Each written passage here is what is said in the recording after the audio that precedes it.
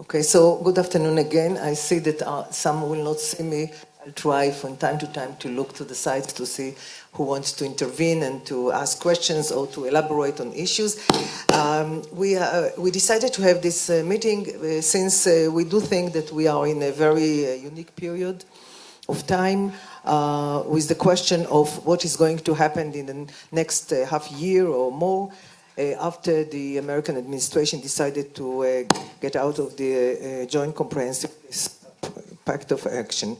I'll try not to say JCPOA too many times because not everybody likes this. First of all, I want to say 3 or 4 remarks. One is that the decision to leave the agreement has put the Iranian administration before a strategic decision of how to handle the response and how to handle this response to the nuclear agreement with related to what is happening in the region and what is happening inside Iran. I'll not touch those 2 issues because they are not our topic, but of course, at the end of the day, the regime in Tehran has to consider all these developments together and to see how they are connected or disconnected. And especially after the 12 points of the Secretary of State Pompeo that combined between the nuclear issue and other regional and also internal issues for Iran. For the time being, the Iranian decision not to leave the agreement is a rational decision because actually Iran does not have any strategic advantage from leaving the agreement. And that's the reason that for the time being they decided to stay within the agreement.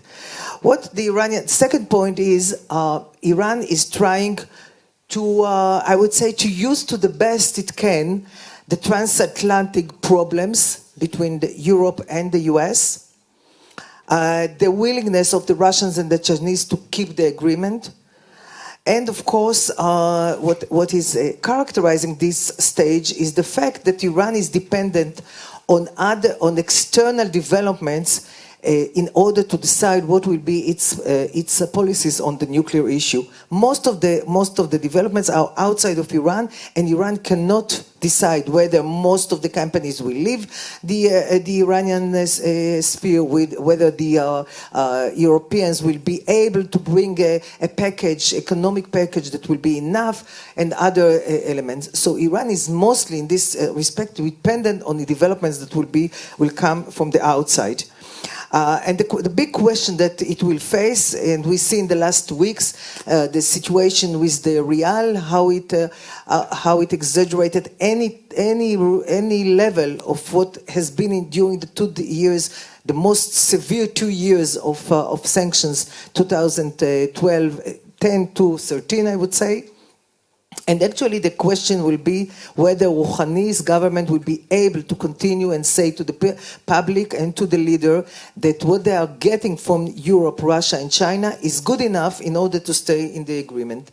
And that's the reason why the head of the National Security Council in Iran said that the agreement is in an intensive care.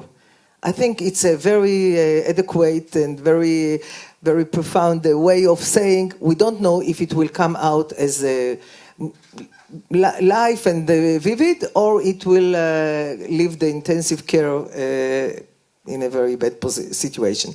The third point I want to mention is what Iran has to count and to ask itself. When they are listening to the 12 points of Pompeo, there are 3 questions that Iran should ask itself, and I assume there will be also during our panel. One is whether the US wants a better arms control agreement. And here I would say in brackets that in some situations Iran might go back to any kind of a negotiation if this is the aim. The second question will be whether the Americans really want only a better nuclear agreement, or do they want a total change of Iran's regional behavior. And the third one, which is the most important, is whether the US wants a regime change. And I want here in brackets to say that the leader from the very beginning in 2013 always said publicly that what the US wants is a regime change, and even if there will be a nuclear agreement, they will find some other pretext in order to demand from Iran things that will, at the end, will bring to a regime change. He decided to go with the agreement, but this he was saying from the beginning, and I think that now he feels that he was correct in that. And last point that I want to mention, and we will deal with that during the 2 hours that we have, is what are the options of Iran, and what are the relevant options for the coming 6 to 12 months on the spectrum between continuing staying within the agreement to going back to enrichment, to what kind of enrichment, to what kind of inspection. And from the other hand, is it possible that we will see at the end of half a year, new negotiations between Iran and the US? And in this time, I think it will be Iran and the US and not the P5+1 and Iran. So I want to open the panel to our panelists, and I want to ask, I'll start from my good friend Ephraim Askolai, and we'll go from left to right, and then we'll go back from right to left. Please, Ephraim.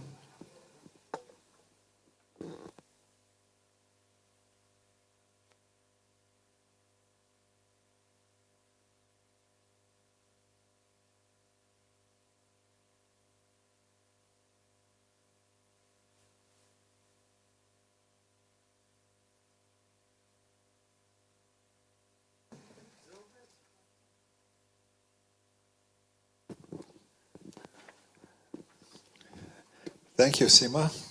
Good afternoon to all, especially to our guests. I wouldn't have chosen myself to be the opening debater here because I'm going to talk about one specific topic, which of course concerns the whole deal, the JCPOA, the whole deal, but it's a very specific topic. But still, since I was asked to begin, I will do this. And I'm going to talk about one aspect of the deal which came up in President Trump's comments on the withdrawal from the deal.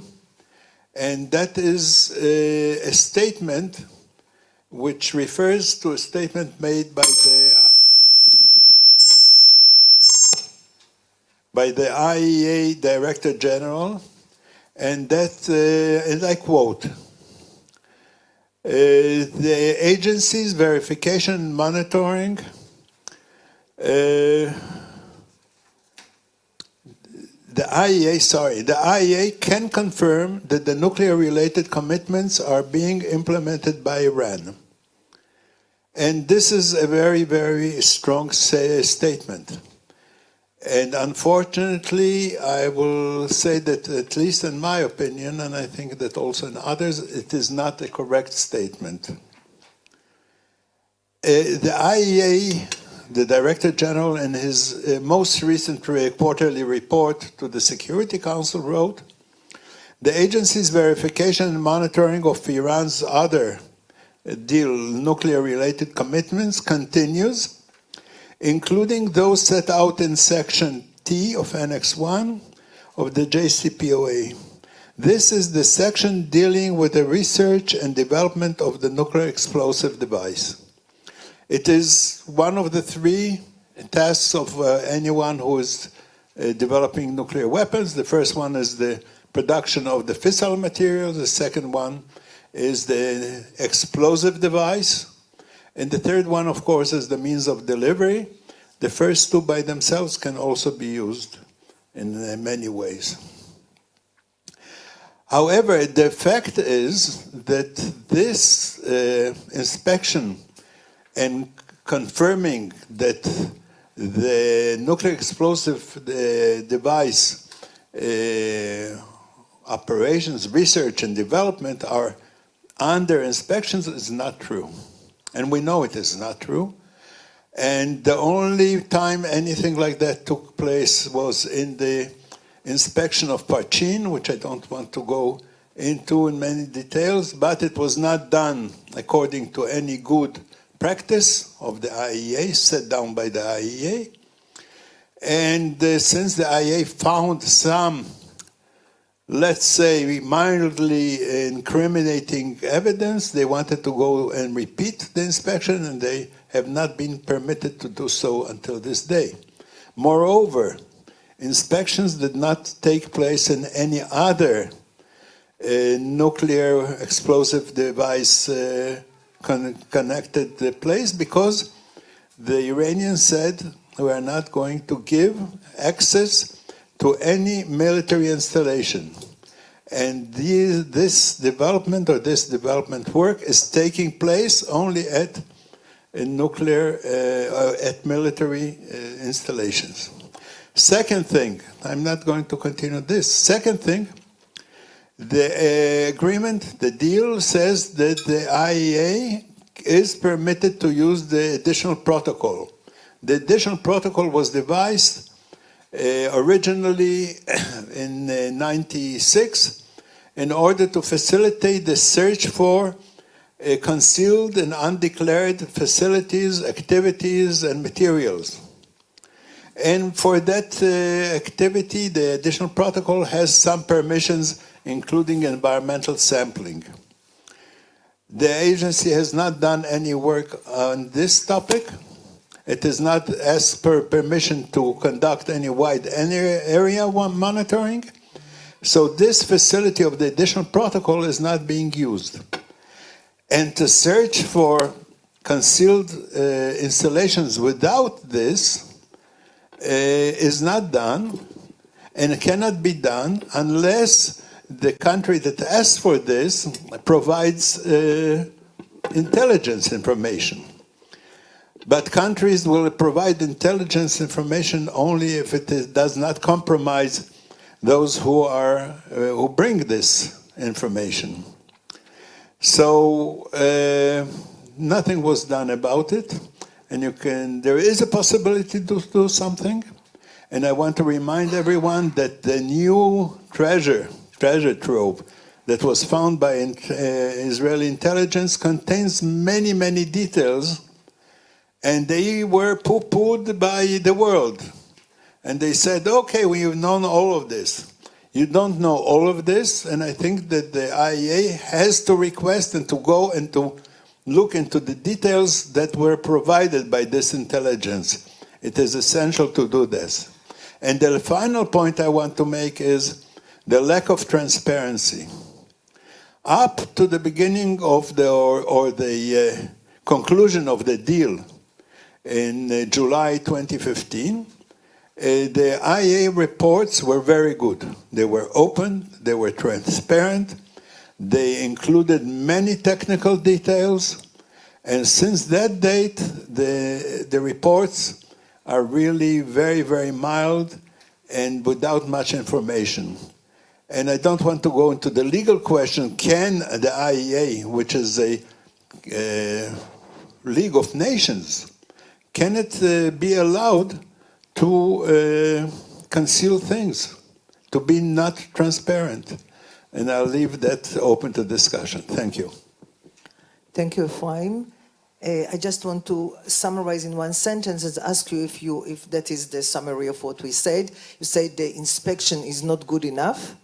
And actually what you wanted to finger point is the fact that the military aspect is something that cannot be inspected by the IAEA. Is it correct? Yes, this is one of the points. In addition to that, there is the transparency and the application of other methods. Okay, thank you. Please, Andrea. Hi, I'm Andrea Stricker with the good ISIS, the Institute for Science and International Security. Many thanks to INSS for having me and to Emily for bringing me to Israel for the first time. I think for my institute, we view withdrawal as a sort of a mixed bag. We were part of the Fix-It camp in the United States, which was actually a real thing, not just a way to get out of the deal. So we viewed the restrictions in the deal as useful in the medium term, but we wanted it fixed over the longer term. So wearing my non-proliferation hat, I'll be sad to see the deal go. And I think, in fact, it will probably have to go perhaps before the end of the year when Iran eventually withdraws. So even so, we view the Trump administration's thinking on this, that the deal wasn't good enough, as understandable. And we see how it limited U.S. ability to confront Iran on a whole range of its aggressive issues and malign behavior in the region. And I think we should not forget that we're in this situation because of Iranian behavior. It had the opportunity to build on the deal and to provide a temporary economic windfall to its people and to stop its aggressive behavior in the region, but it chose not to. It maintained also this massive archive of information about making nuclear weapons that Israel seized, which shows its bad faith about intentions over the long term. So in that sense, we sort of view this as a course correction of a strategic error that was made by the previous administration. They essentially said, we can't go all out against your malign activities unless we withdraw. And that's unfortunately the choice that they had to make. So I would say that, though, that I'm optimistic that Iran won't go too far in ramping up its nuclear program if it does withdraw. It will probably have to avoid the reimposition of EU sanctions and additional UNSC sanctions. So I don't think it's going to do too much that would be threatening in the short term. They will probably take the approach of salami slicing and going slowly to see what will be tolerated as far as ramping up its program. And I think on that it will be imperative that the Trump administration and its allies define what constitutes activity that won't be tolerated. So to lay out these red lines and make it clear to Iran as part of this effort. It's also going to be imperative that the U.S. work to repair transatlantic relations. And there's room to build on. After the last 6 months of negotiations, there were several agreements made on how to confront Iranian behavior in the region. So it will be imperative to repair the damage that was done. So thank you.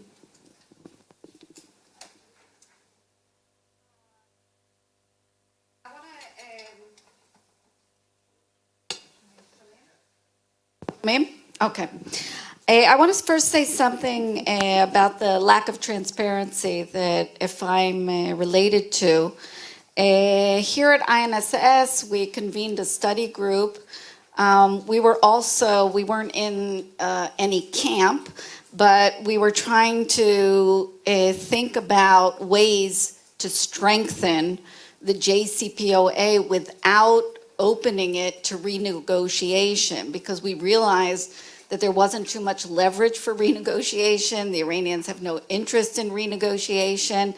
And we felt that there's a lot that can be done actually without opening it to renegotiation, just clarifying ambiguities in the deal, issues that if I'm related to with regard to the fact that the IAEA has more inspections powers actually that it's simply not using, but no one is telling the IAEA that it should be using those authorities that it has.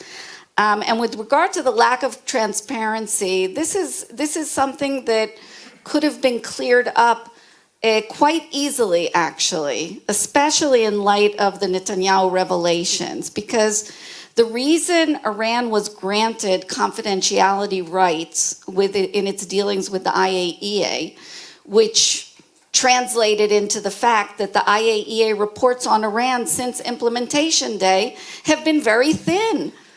They no longer include all of the information that we used to have about Iran's nuclear activities and plans, because Iran demanded confidentiality rights on the basis of the fact that there was now a JCPOA, so there's no reason not to treat Iran like any other normal member of the NPT, the Nuclear Non-Proliferation Treaty. But the fact is, of course, that Iran is not a normal member of the NPT. Iran is a blatant violator of the NPT.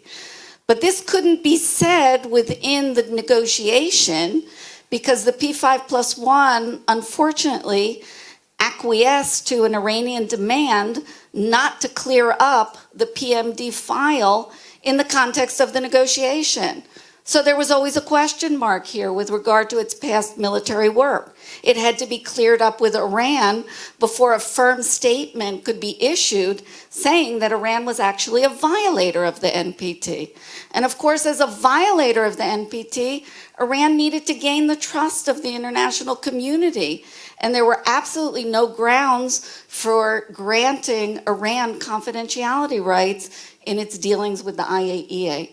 So if this issue had been cleared up, if a strong statement had been issued that Iran is actually not a normal member of the NPT, it's a violator. It has a long history of deception and cheating in the nuclear realm. And as such, the last thing you want to grant Iran, of course, is confidentiality rights. And so that we have less information than we had before the JCPOA.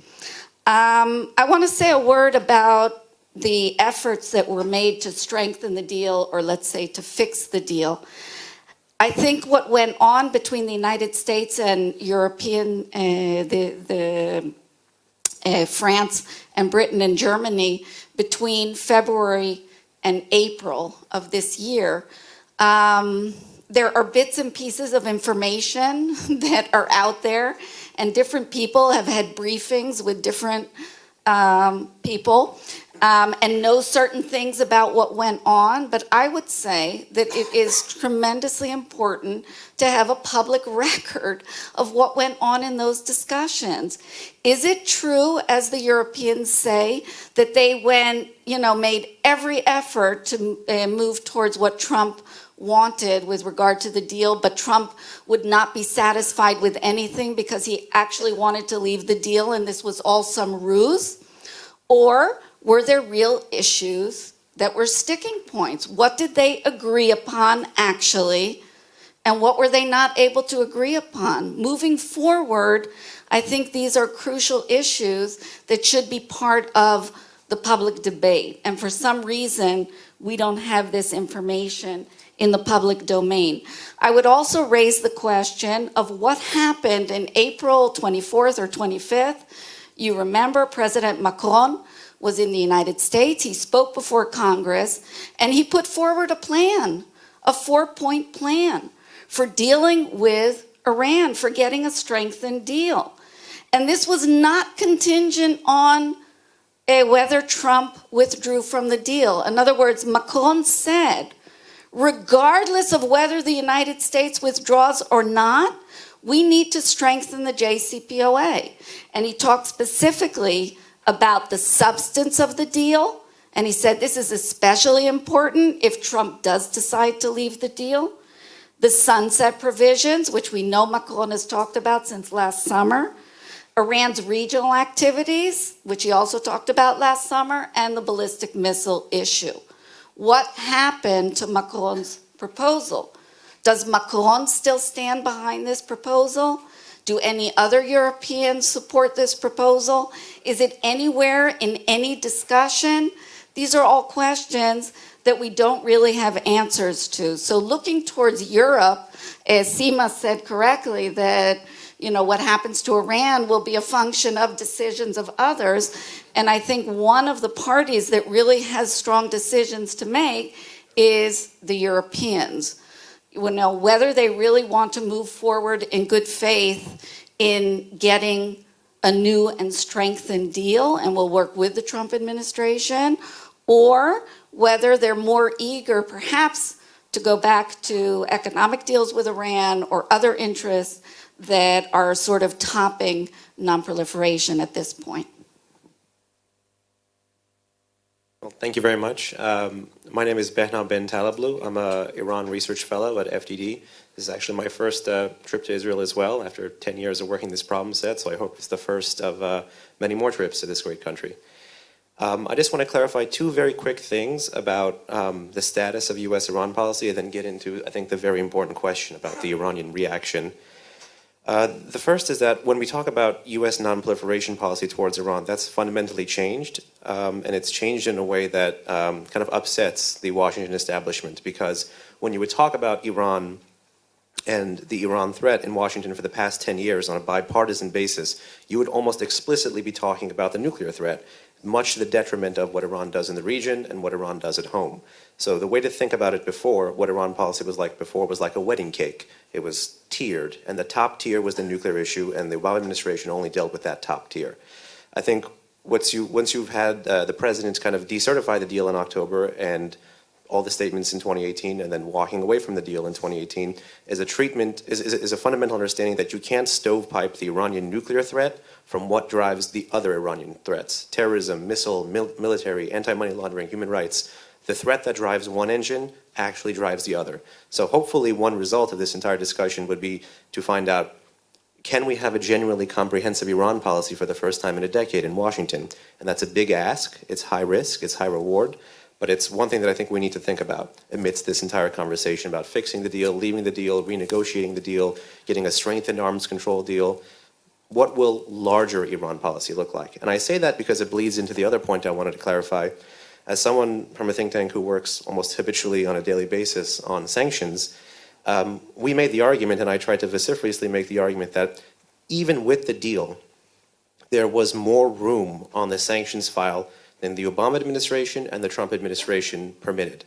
What that means is that Trump, obviously wanting to be different from President Obama, did significantly increase the pace of non-nuclear designations from the Treasury Department on Iran.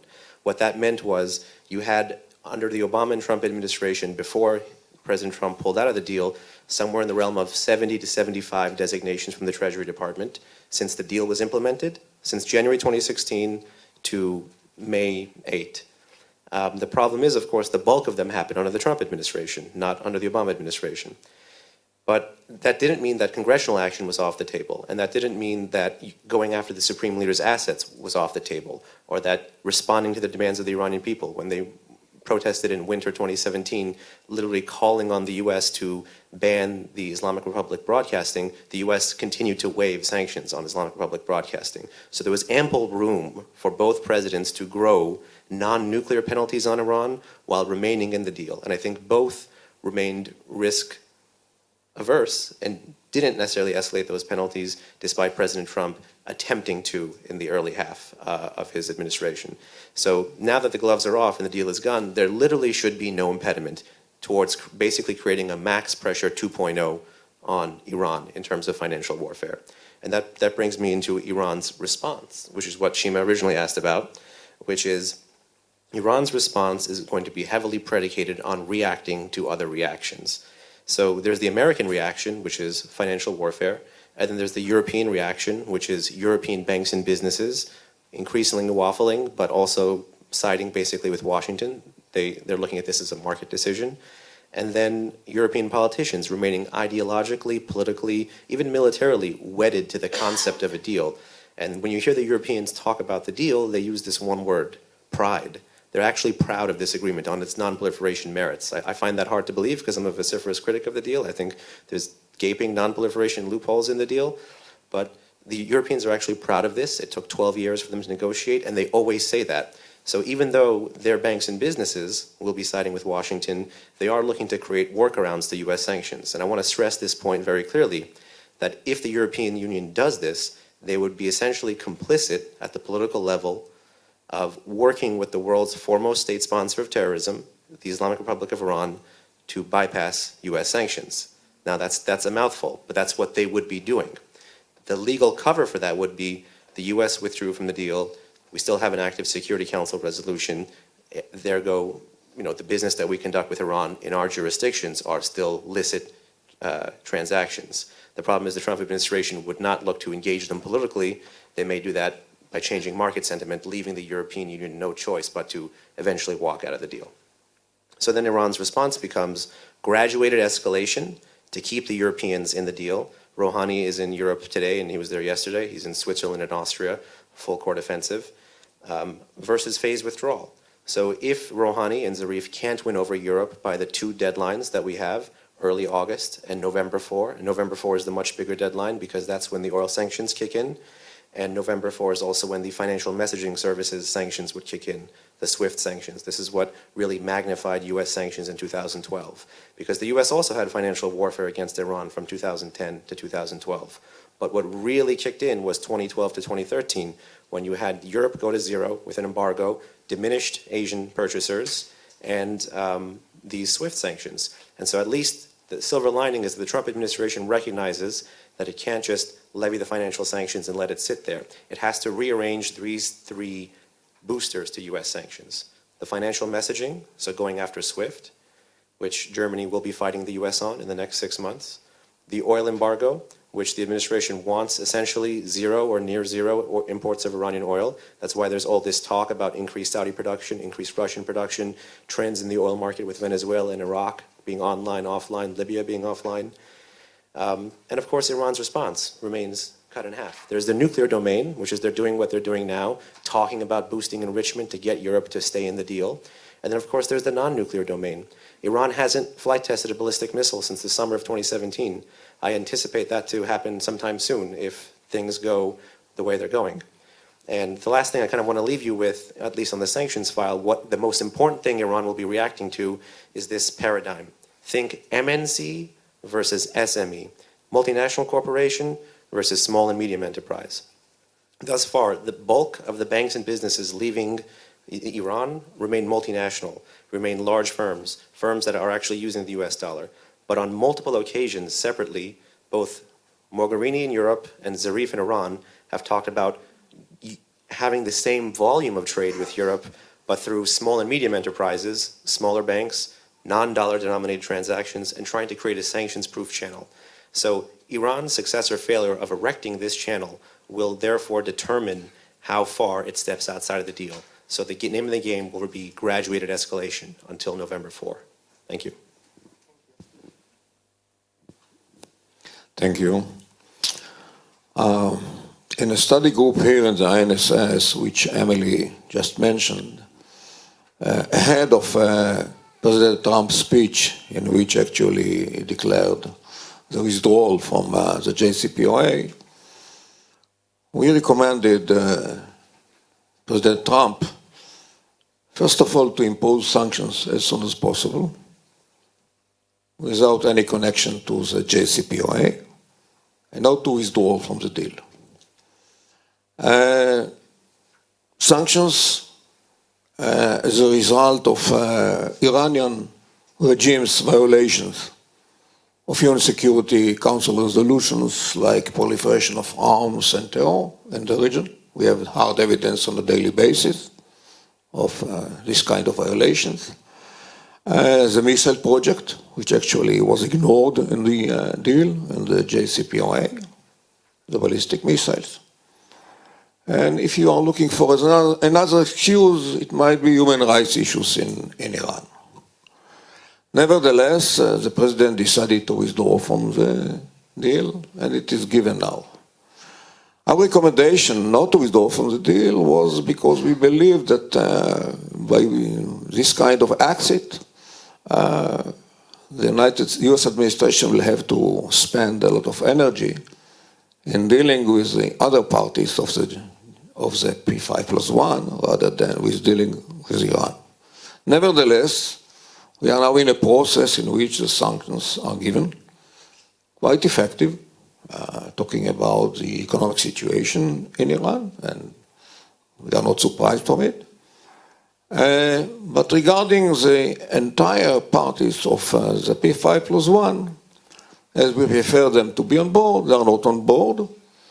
But I believe that the US administration can use at least the European parties of the P5+1 to go and to try to mediate and to bring the Iranians to the table in order to reach another agreement. As Secretary of State Pompeo said recently, I'm just quoting him, US seeks an arrangement that permanently prevents Iran from being able to develop or acquire nuclear weapons or the ballistic missiles to deliver them. If this is the case, and this is the goal of the United States, it might be achieved with a mediation, I believe, of the Europeans. But looking back to our experience with this regime, going back to 2012. Actually, Khamenei decided to come to the table to be engaged with the great Satan, with America, because of certain policy or strategy. A combined strategy of political isolation of the regime, crippling economic sanctions, credible military option in the backdrop, and the main fear from internal uprising. It might be that we are on the way to reach it again. And I believe that if this regime faces a dilemma whether to go on with its growth activities or to survive as a regime, its choice is very clear: survivability. Now the question that was put here by Sima, what is the objective of the United States? I'm not sure whether it is regime change, a new agreement.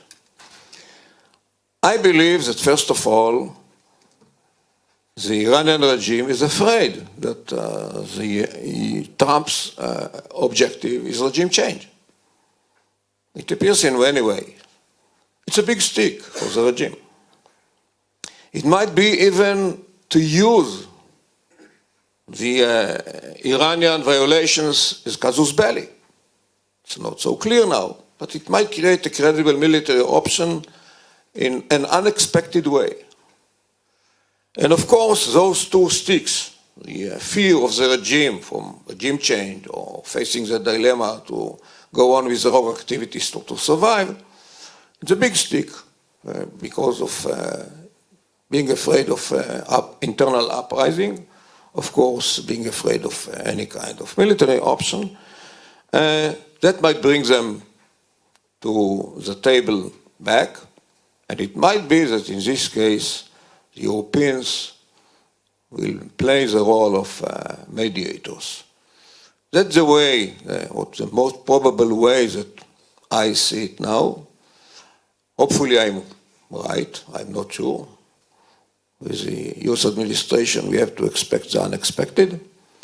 Nevertheless, if it is still consistent, following the President's declarations and other official declarations, it might be the right way. We shouldn't ignore, of course, for us it's very clear, the linkage between the Iranian case and the North Korean case. And it is going parallelly, it's going to affect both sides, especially now, what will come out from the US policy regarding North Korea will affect very significantly the Iranian regime considerations, and hopefully to bring them to the point in which we will witness a new agreement, which we will not consider as a historic mistake as we consider the JCPOA. Thank you.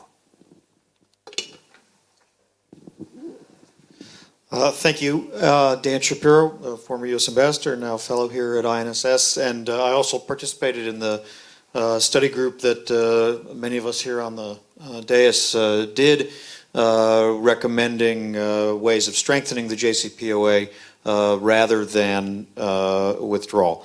I think the die was cast quite early. It seemed fairly clear to me that President Trump was determined to cancel this agreement, as he has been determined to cancel most Obama legacy items, which is distinguished from how he approaches a number of other issues where he'll make stronger statements but not necessarily follow through as hard. But if it's an Obama legacy item, and clearly the Iran nuclear deal falls into that category, his behavior has been quite consistent, quite predictable. In fact, as President Macron observed, and I think in that sense the talks with the Europeans were ill-fated from the beginning. I think they were actually quite serious, and while Emily is right, not everything is known about what occurred in them.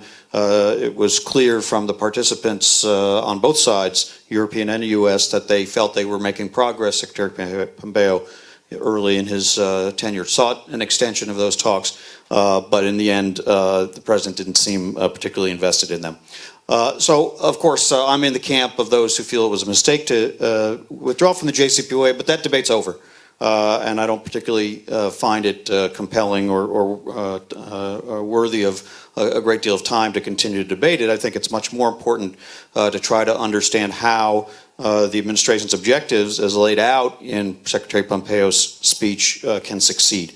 But I think many questions still remain following that speech, which has been the only significant statement of administration policy since the withdrawal.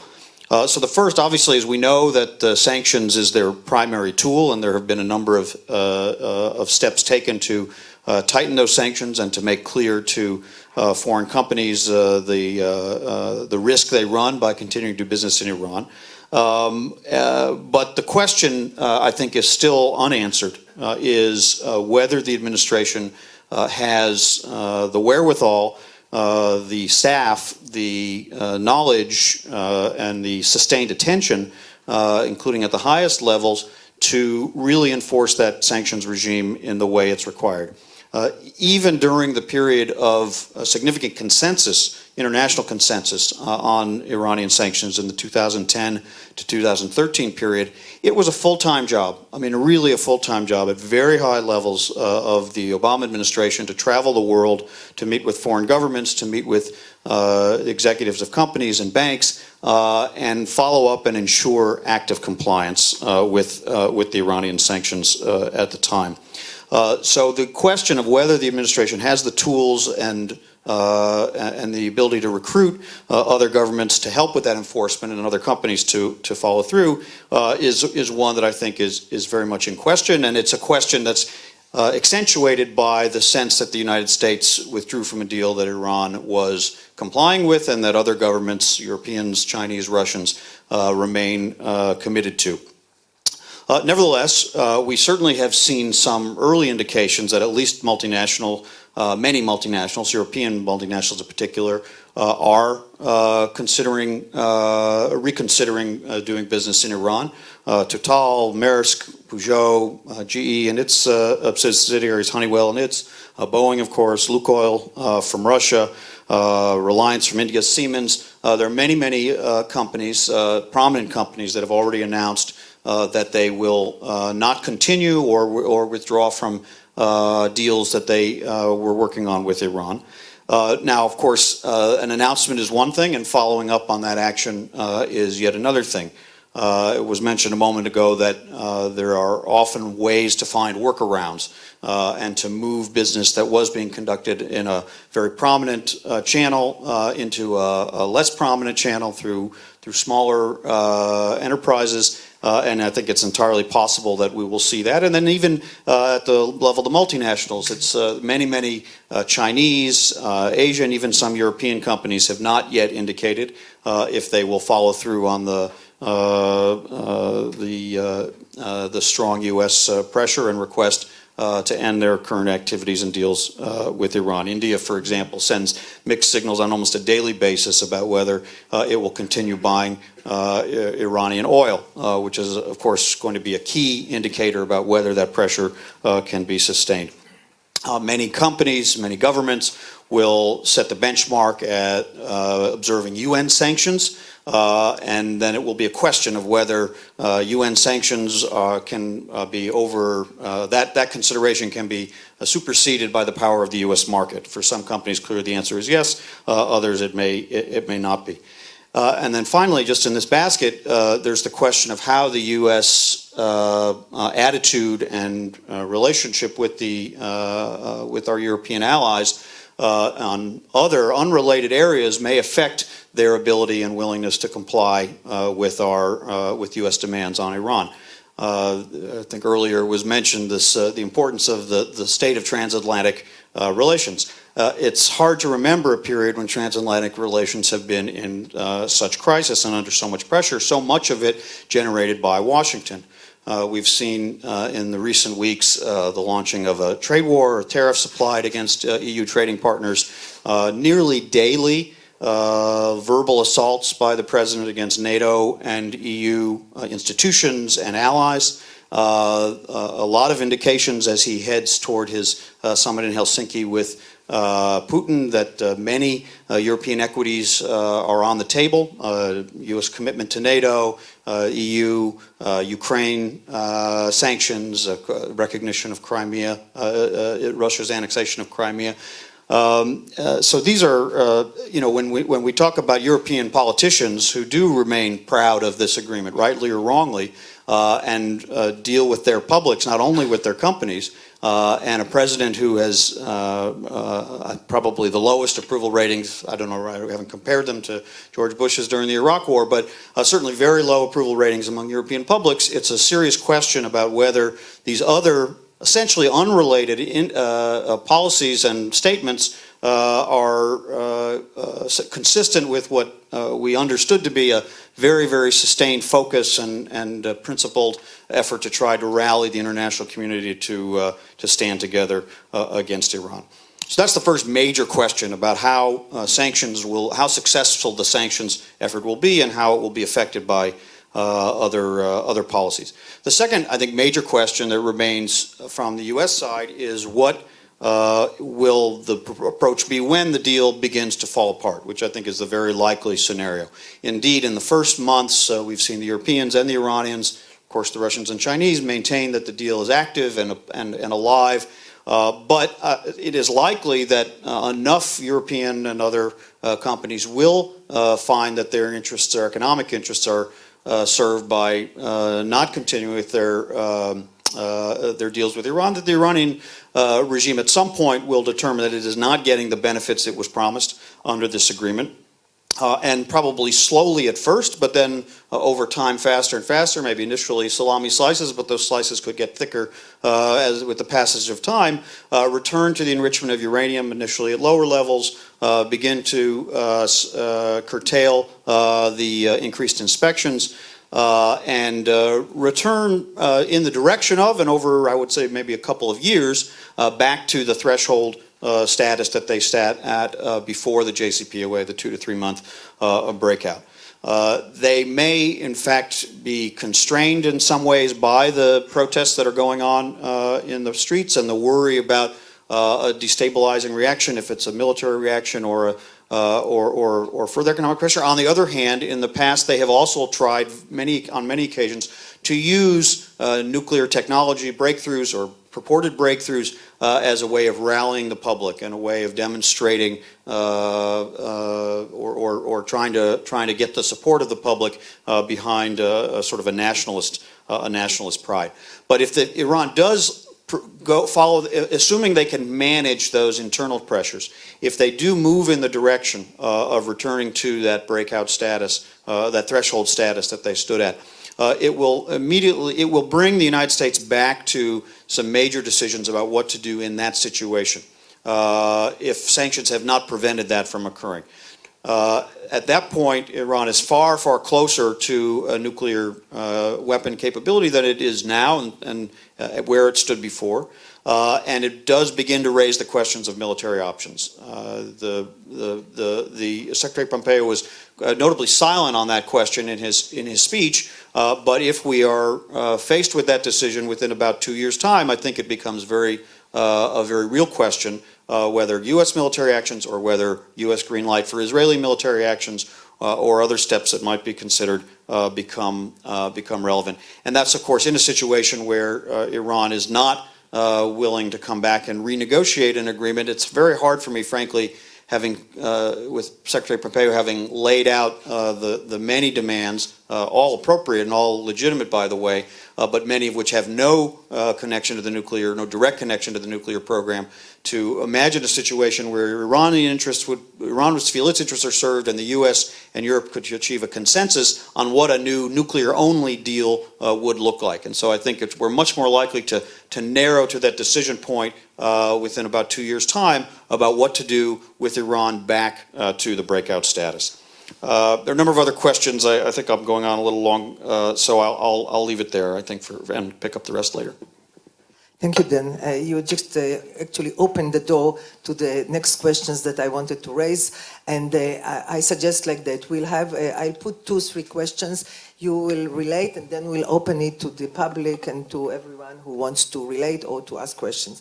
So let me say some words about what was to summarize and to take from others and to open it for the questions. First of all, I want to mention, then you said, I want to say it strongly, more in the strongest possible way. The US is entering this phase of struggle with Iran, of sanctions vis-a-vis Iran, the next stage in the most in the worst situation that it could if we compare it to what was 2010, 11, 12, 13. You mentioned the relations with Europe, the relations with China, the trade war. I want to mention also the question of North Korea, with the big question mark that we have of what is going in North Korea. The ways that China could retaliate, not on the trade, but through North Korea, through Iran, through other issues, by making troubles in other spheres, not directly. The relations between the US and other countries, Canada, others that are not in the P5+1 but are still very important. And the big question of Russia. We are before the summit between Putin and Trump.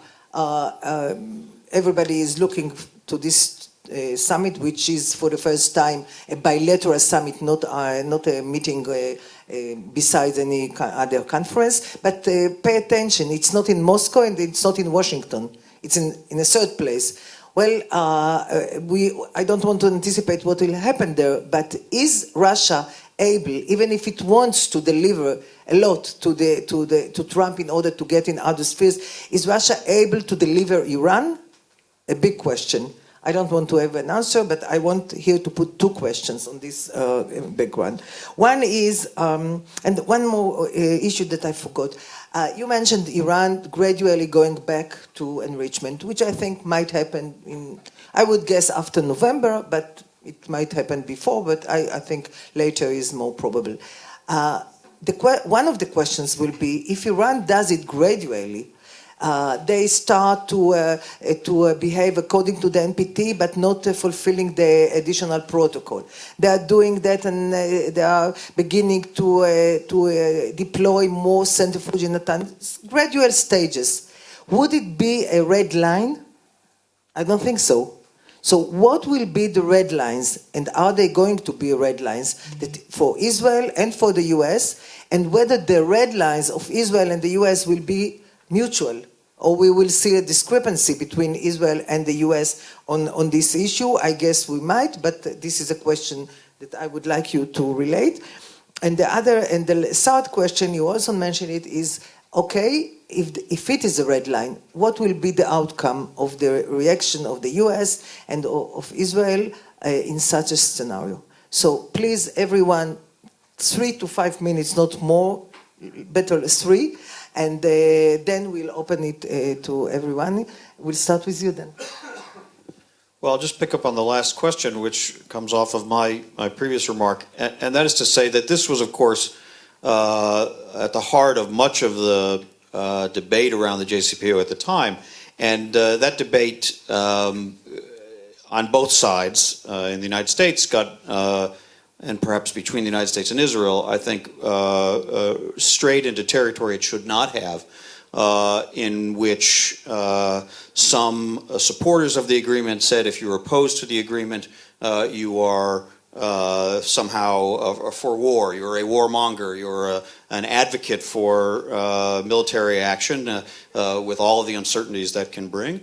Whereas some opponents of the regime accuse supporters of being appeasers, of being not seriously committed to preventing Iran from getting a nuclear weapon.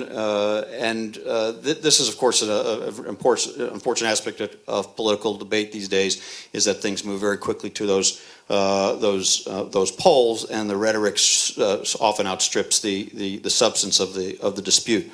But the fundamental question is very, very real.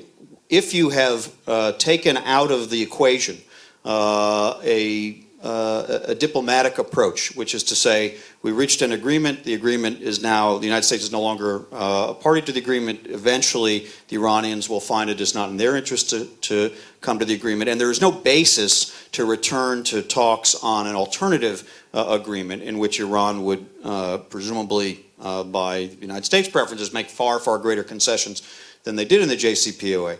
If there's no basis for that, the options narrow. They narrow quite dramatically if you don't have, if the sanctions don't actually prevent Iran from continuing to expand the technology, which there's a fair amount of evidence they would not.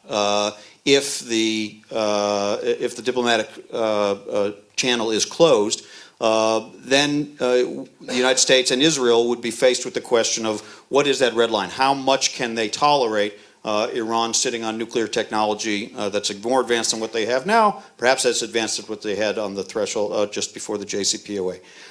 And that does return us to military options. My own sense is that President Trump, who has been highly critical of U.S. military engagements in the Middle East in the past, and has made clear his own desire to curtail the U.S. presence in Syria, much to the discomfort of some of our regional allies, is not likely to look for an early and sort of lower bar red line that would initiate U.S. military option. It's far more likely that he would be prepared to give a green light to an Israeli military strike at a time of the Israeli leadership's choosing. And so I think this decision is going to land on the Israeli leadership's plate much earlier than it will land on the U.S. military plate, for the same reasons that previously we found that our clocks were not always aligned and our level of risk tolerance was not always the same.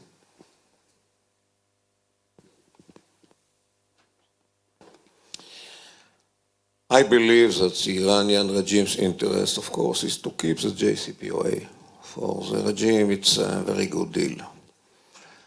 But one of the tools already used rhetorically by the regime is threatening to go to enrichment, to make progress on technical issues and so forth. I still believe that the regime is not anxious to go this way. And they try now to use all options available to keep the entire parties of the P5+1 on their side against the United States, withdrawing from the deal. And I believe that they will keep it very strictly and not to show any sign of violation of the JCPOA, not talking about any kind of breakout of the in the nuclear project. Nevertheless, we have to look at it very carefully in the coming 2 years, in which the regime might use it as a leverage against the United States in going this way or another way. I don't think that going to enrichment is a red line. It might be a tool, but not a red line. But we might reach a point in which the military option will be discussed again. We might reach it. If it will be clear violation and the conclusion will be that all the other tools have been exhausted, especially the sanctions. And it depends on the implications and ramifications of the sanctions. It might be an issue to be discussed even between the United States and Israel, what to do, when to do. No doubt that in this case, whether it will be a U.S. green light for Israel or a U.S. decision to go to military, to deploy the military option, it will be very different than it was in the past with the former administration, no doubt. In this case, the credibility of the administration will be very clearly on the table. And again, it depends what will be the outcome of the policy regarding North Korea. It's another test for the administration. So there are many considerations, but looking from the present situation to the future, I believe that the administration will be very tough on these issues, not like in Syria, because all the credibility of the administration has been put on the table on the Iranian issue as well as the North Korean issue. But I still believe that so far, the more probable option is to bring the entire parties of the P5+1 as well as Iran to try to reach a better and more effective agreement in order to avoid this kind of consequences. Yeah, so there's a lot there I think that I already agree with the previous two speakers, but just as a note, when we talk about the dividends of the deal for Iran, we almost always talk about that in a monetary sense. Just before I get into those two questions, the first dividend of the deal for Iran is to take a illicit nuclear program and through the passage of time, exactly, make it licit. And there is no dollar value you can ascribe to that for the regime. And that's why when we're talking about, what will Rouhani do, what will Zarif do, what will Khamenei approve, how does this deal with the Guard Corps? In 2013, when Washington and most other places around the world had the debate, is Rouhani moderate, not moderate? Like everyone, I partook in the debate, I said he's not a moderate. But that was the wrong paradigm. The paradigm is Rouhani competent versus not competent? And Rouhani is unfortunately exceptionally competent. And that means that the steps that are available to him for graduated escalation fundamentally differ. And the Iran that is presented to the international community, banks and businesses and European politicians, looks fundamentally different, which makes the job of enforcing sanctions fundamentally harder, and which brings us to a much worse precipice, which is the discussion of military action becomes entertained much sooner. And a military action against a veneer that Rouhani is able to present about Iran is admittedly much harder. Now, just as to go into the question set, I think, what if Iran responds in the nuclear domain and in the non-nuclear domain? What if Iran is now understanding that the U.S. is seeing all these things in the region and in the nuclear file as linked, right? So what if you have production of UF-6 at some facility and escalation in the Syrian civil war? How does the U.S. rank order these threats? How are they stratified?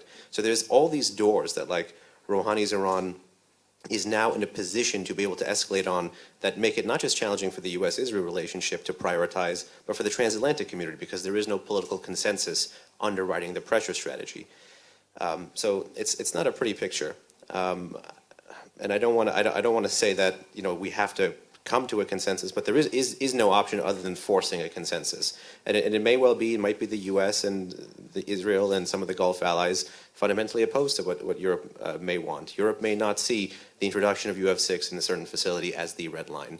Europe may not see, producing yellow cake here at an undeclared facility, or importing it as a red line. So I think this discussion needs to be had with our transatlantic partners, knowing that it will likely fail, but also coming to a kind of a clear position with Gulf Arabs and Israel, what combination or constellation of these forces, both on the nuclear domain and regionally, would be, to borrow a phrase, a point of no return.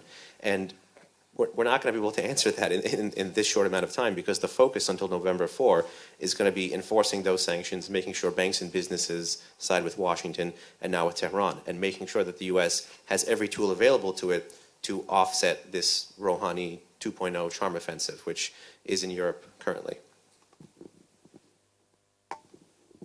Thank you.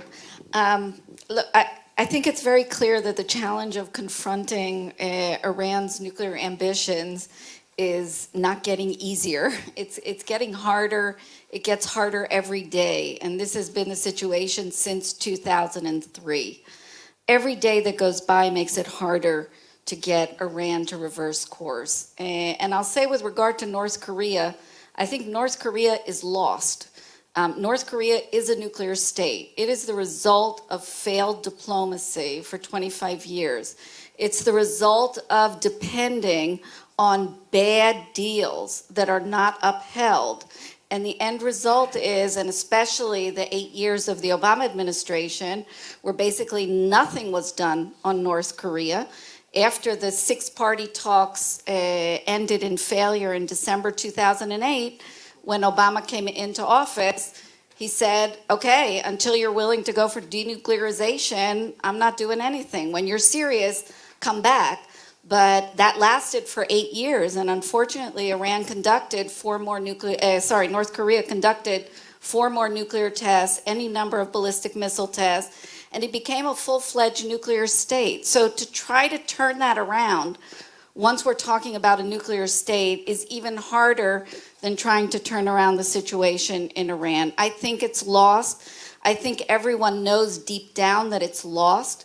The Trump administration still talks about denuclearization because that's so deeply embedded in U.S. policy towards North Korea that they can't not talk about denuclearization. But is there any chance that North Korea is going to give up its nuclear weapons?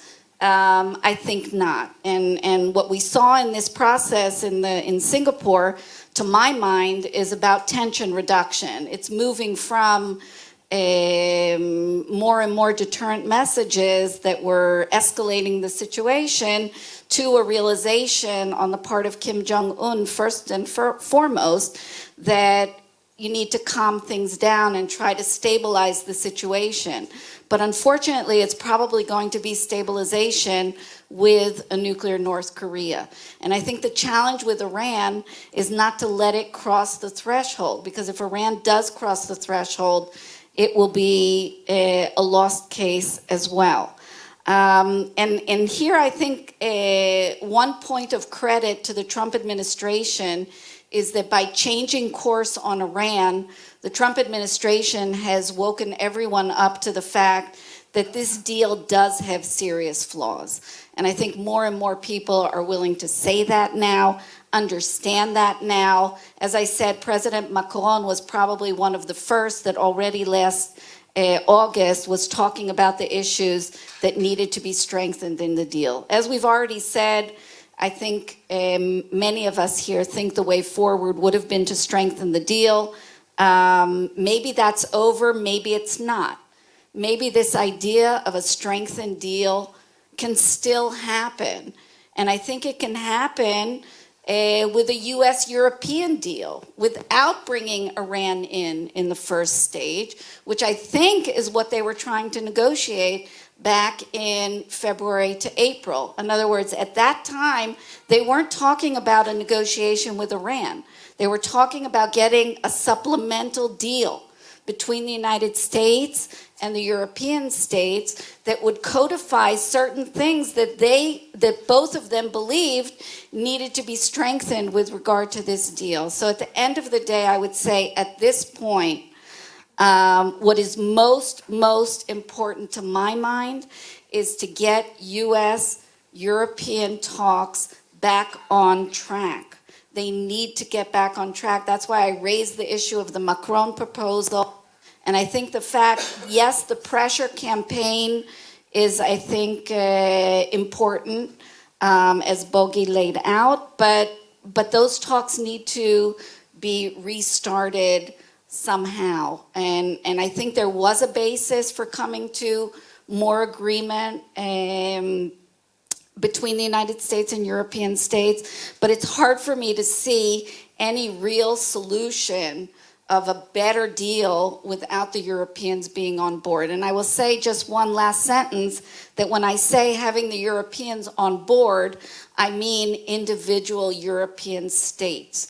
I think that trying to do this through the mechanisms of the EU is pretty much hopeless at this stage. We don't see any indication that that might work. But if you work with the leaders of France, Britain, Germany, I think there is room with a lot of goodwill on both sides, which obviously is not existing today. I think that there is a basis for getting back to more constructive conversations, which, as I said, is desperately needed for continuing to deal with this challenge. I would agree. I would like to talk about something a little bit related. The Atomic Archive is still an outstanding issue. So I think that factors into addressing any buildup of Iran's nuclear program. I think this archive showed that they're much closer to a nuclear weapon than anyone realized, and it puts the IAEA in a very tough spot. So if they want to have any credibility, they need to investigate it, but the restrictions of the JCPOA are such that Iran may refuse to do so. So I think in any thinking about going forward, we need to say that this investigation is not closed, that it's a standard part of IAEA verification to get to the bottom of it. I mean, just looking at what they have, that it shows the number in kilotons of nuclear weapons they sought, the location of test sites, uranium metallurgy work, documents proving that they plan to go to weapon-grade uranium. So all of this it can't be left aside. It has to be dealt with at the IAEA Board of Governors by the U.S. and its allies. So I'll just end there. Thank you. It's a little difficult to say original things after so many wise people have spoken before me. But still, I would like to say a few points, perhaps to emphasize more than to. First of all, expect the unexpected, as was said here. I was interviewed for the television 10 days ago, and I was asked, can Iran break out? Can Iran have concealed facilities? Can Iran produce fissile materials and weapons? Can Iran do this outside of its territory? I said to all these questions, yes, they can do it. Iran is a huge country.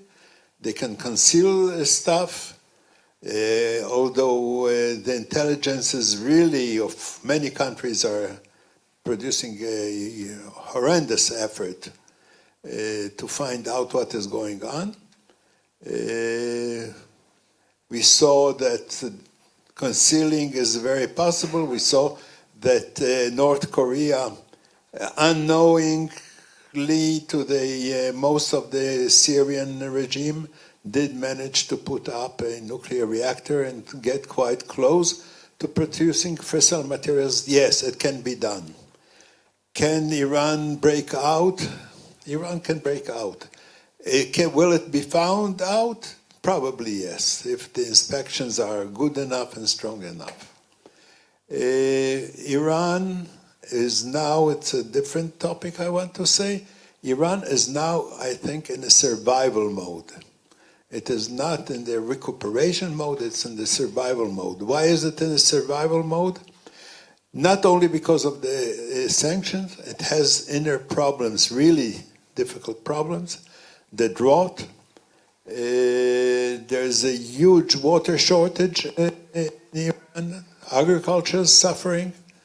The economy is declining very, very rapidly. The rial lost so much of its value, and Iran has to deal with all this. This on top of the problems with the deal. Not the problems with the deal, problems with the sanctions, and with some countries' application of the sanctions.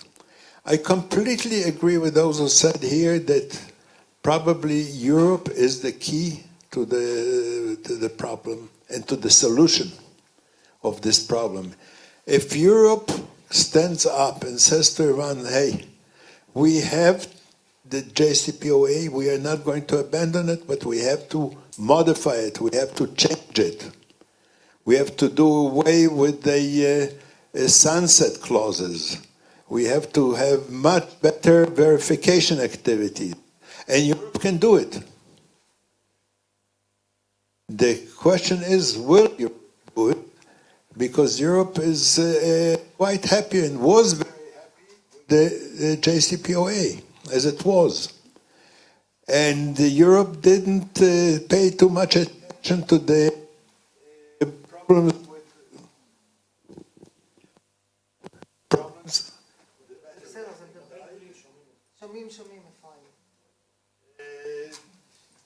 Europe didn't do it. Europe did away with, didn't bother too much with the problems of with verification. Europe doesn't care.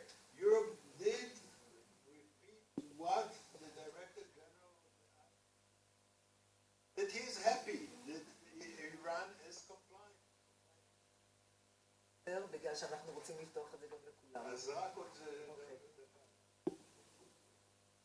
And Iran is, as I said, survival mode. What it is trying to do and what it will be trying to do is to regain its own status. That will work, but it will not be so good for the rest of the world. But it has to be kept in this survival mode. It has to be helped to agree to what is missing up to now. Okay, thank you very much. I just two sentences from everything I heard from you, and now we'll hear other people that are in the room, and I really encourage you to participate because I think the issues are very important. Everybody is talking about Europe, Europe, Europe. Why didn't you, I mean, you, the US administration, do whatever was needed to bring Europe? By putting Europe in a position where it was humiliated in these meetings, I think, and by the decision to get out, I think the probability of cooperation between Europe and the US is a very slim one. And the second question, which also comes up, is the question of the military option.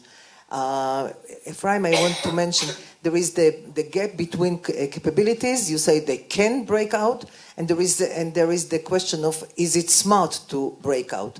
And of course, this gap is one of the issues that we will also talk to.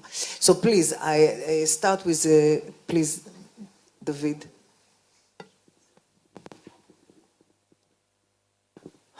I'll try to refer to the red line. I think it's illusion even to think about that we can get a mutual red line with the United States. First, I can elaborate a lot of things, but the major one is first, Iran is shadowing a bigger portion in our window than in Washington. And we're sometimes more paranoid than people need, but we have a good reason for it. Secondly, the capabilities, military capabilities of the United States are such they can delay the red line farther than we can. And we are going to approach the red line much faster. And there is other reasons, but I'm not going to elaborate. Those are the main points. Israel is going to face a major dilemma because the sanctions are such that always there is partners which are saying, well, we need to give chance to the sanctions more and more. So Israel will have to face sometimes changing the red line, even they decided upon. And this is going to be the big dilemma. But I think the illusion, we did some mistakes in the past, tried to get a mutual red line with the United States, and this is a mistake. It cannot be done between the two countries. Thank you. Can I just make a comment on that? Okay. Just to make Shortly. a comment on that, I agree with everything you said, David, and I would only say that one difference between where we were 2010, 11, 12, and where we are today is the much greater likelihood that there won't be any constraint set by this administration on Israeli freedom of action. And I want to say exactly that there was a full constraint, but obviously there was, let's call it a yellow light in very crude terms. Back in that period, there was a debate within the Israeli establishment. The decision ultimately was made not to do it.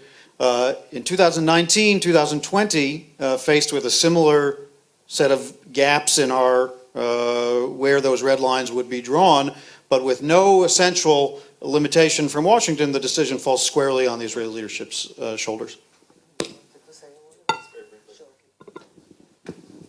Just to clarify where I stood on that, yes, lack of a consensus is a problem, but no one is saying that sanctions should operate in isolation.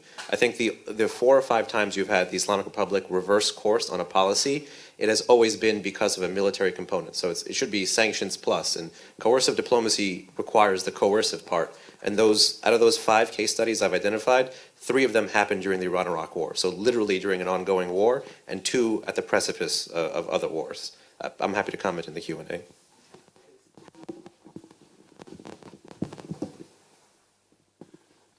Thank you.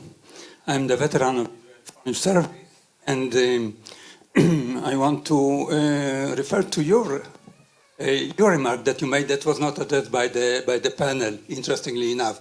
To put it in a moment in a global perspective, yes, Is Russia an elephant or a sheep in the room in this matter? Elephant or a sheep?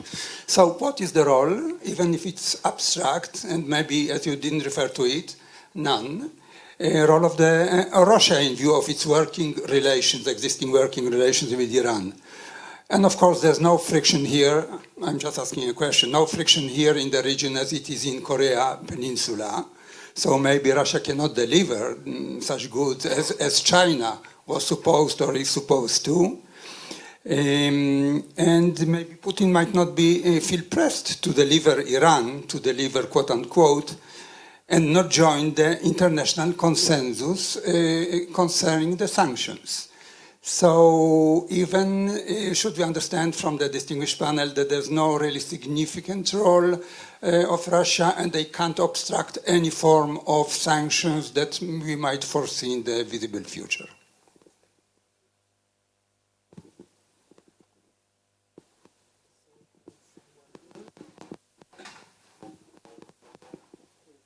Someone wants to relate to the issue of Russia.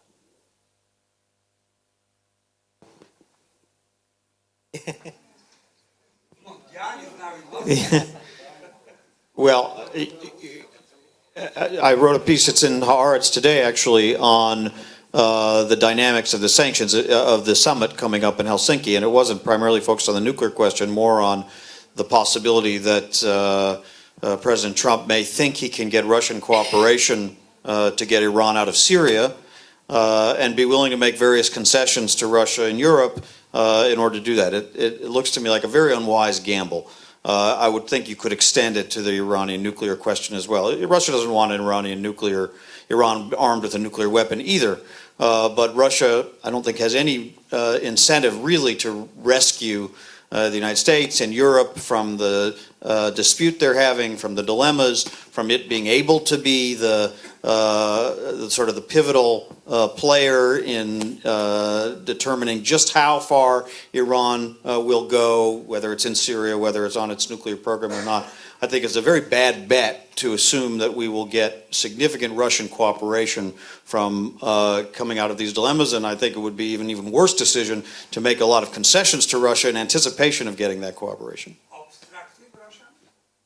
Sorry? They might be up to be obstructive to any... I think if it would retain their leverage, sure. I think they would be happy to be obstruction as long as it accrues more leverage to Putin. And of course, if the Russians believe that it is regime change and not only the nuclear issue, in this case, they will be very much against that. Eli, you wanted to say something on Russia? Please. Russia, to my judgment, much more important than the United States, number one. Russia has more influence on the agreement implementation, has more influence on the IEA, and could make a much bigger chance if there is any formulation that tries to tighten in any way, shape, or form the JCPOA agreements. Russia was able to get out of the Obama administration secret understandings that many aspects of the JCPOA will not be implemented. Section T is a case in point. BMD is a case in point. And so on. So what we all believe that the agreement looked like, didn't really look like. It was all secret understanding between the United States and Russia that those will not be implemented. Number one. Number two, Russia indicated very clearly that it's willing to do something along the lines that the Europeans were proposing when President Macron visited Moscow. But the Russians have a price tag.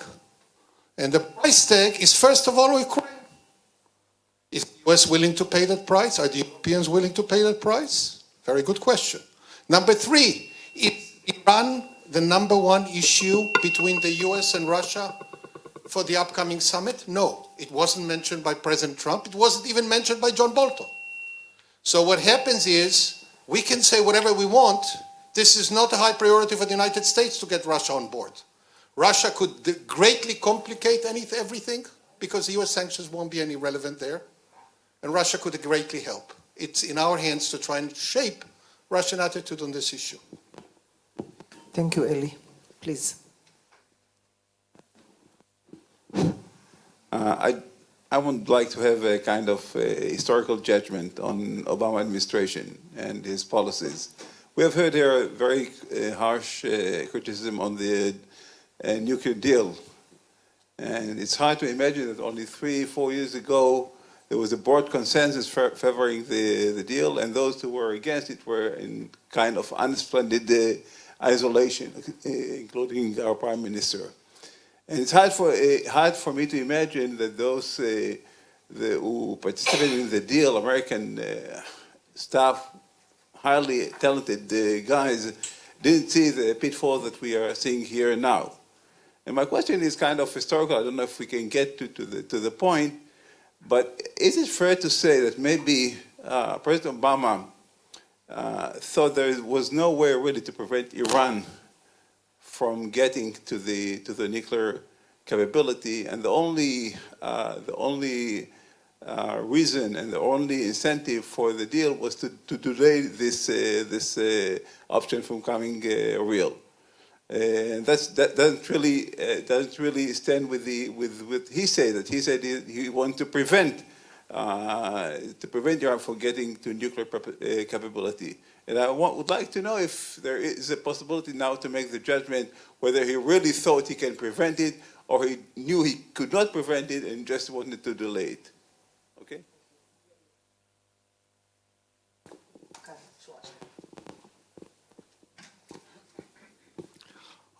Three quick comments.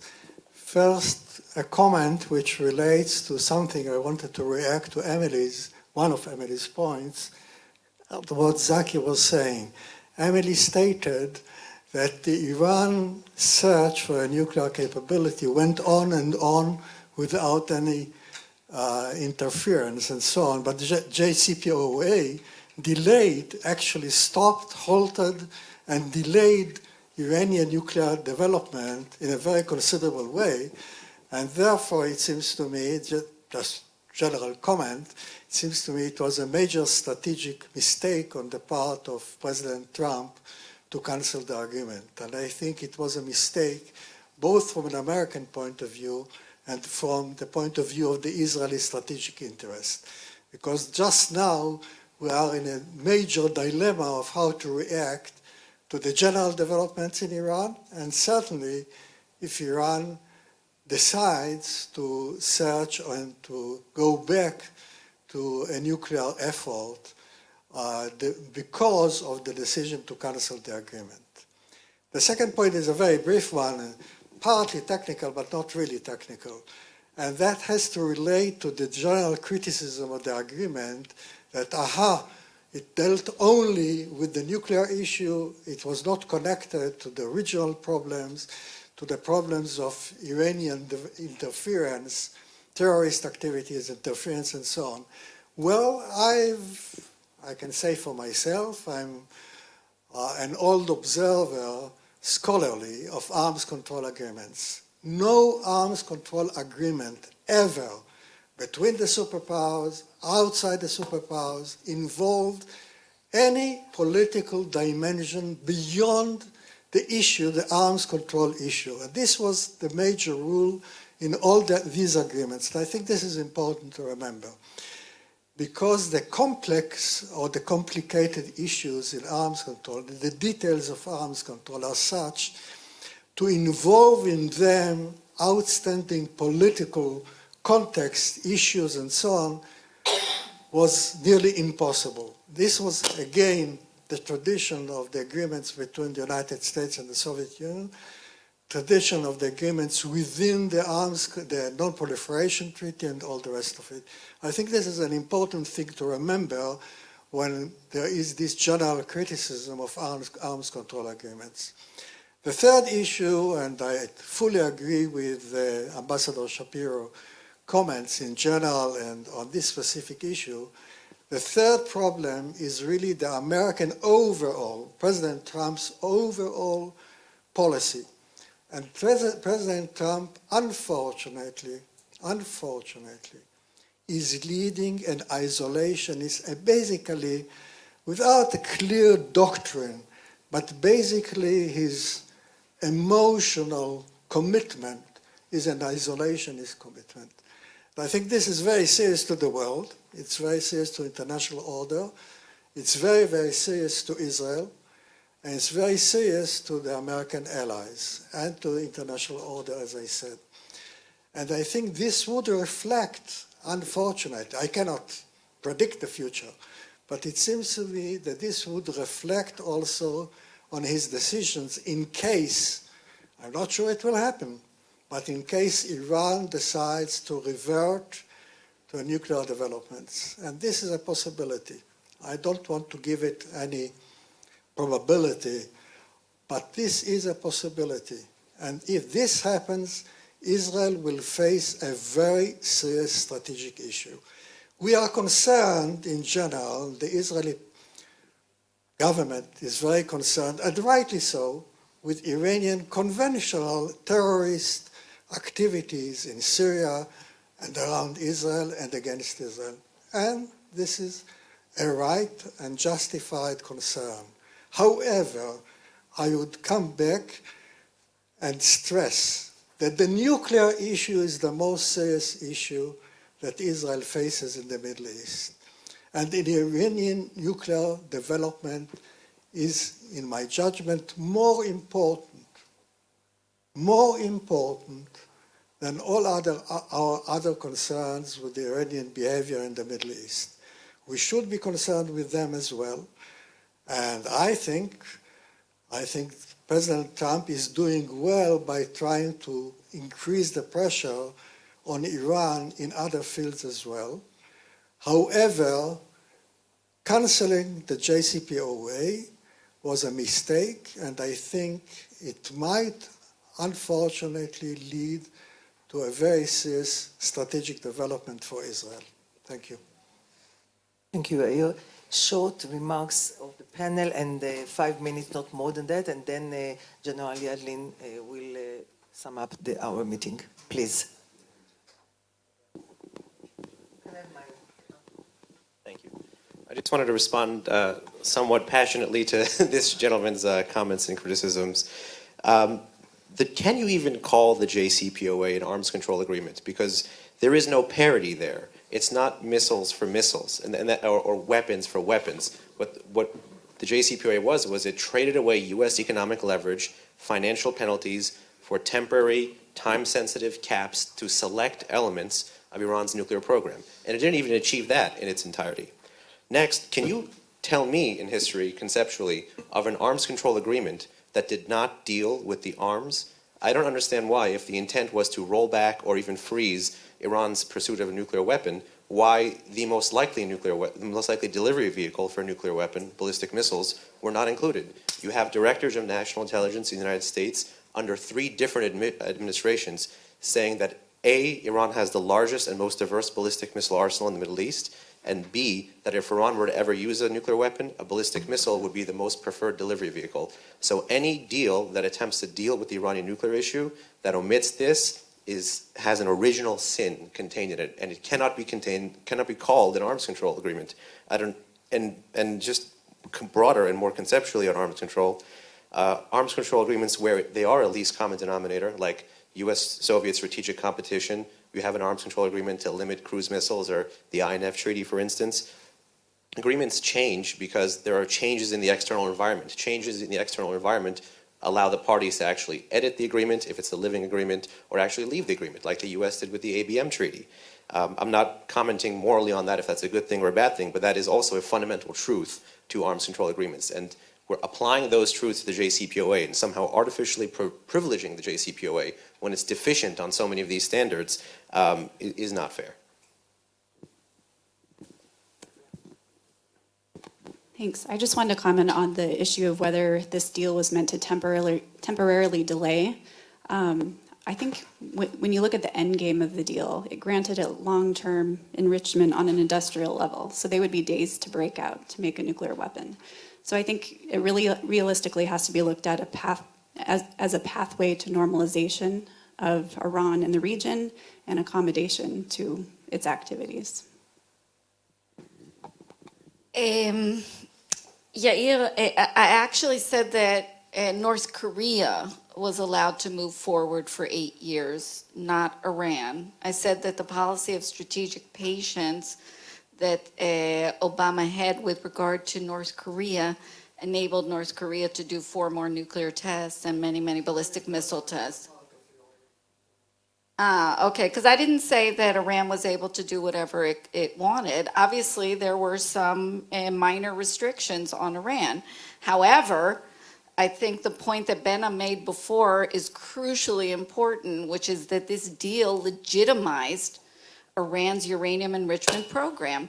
That same program, which Iran was, sanctions were placed on Iran for years for that activity, the deal legitimized. It allowed Iran to work on R&D into a full range of advanced centrifuges. How could that be part of the JCPOA if the idea is that you understand that uranium enrichment is dangerous activity because you're using dual-use technology and that can lead to a nuclear weapon?